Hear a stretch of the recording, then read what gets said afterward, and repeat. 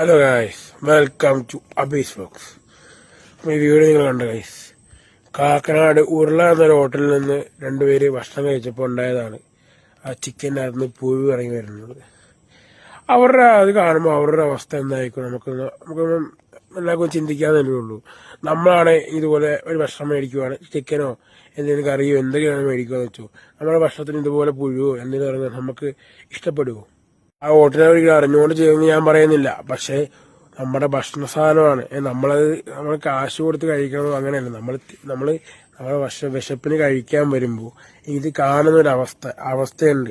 ഇപ്പൊ നമ്മളെന്നല്ല, ഇപ്പൊ അവരാണ് നമ്മുടെ സ്ഥാനത്തെങ്കിലും അവർക്ക് ഇത് തന്നെ തോന്നുള്ളൂ.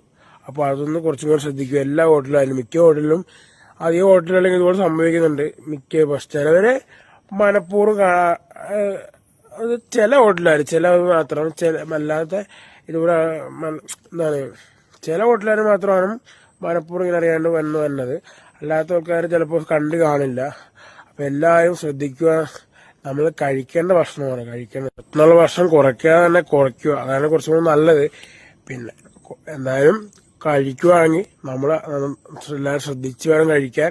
ഇത് എല്ലായിടത്തും എപ്പോഴും ഇത് സംഭവിക്കണമെന്നില്ല, ഞാൻ അങ്ങനെ പറയുന്നില്ല. പക്ഷെ എന്നാലും നമ്മൾ കഴിക്കുന്ന ആഹാരമാണ്, എല്ലാവരും ശ്രദ്ധിക്കുക.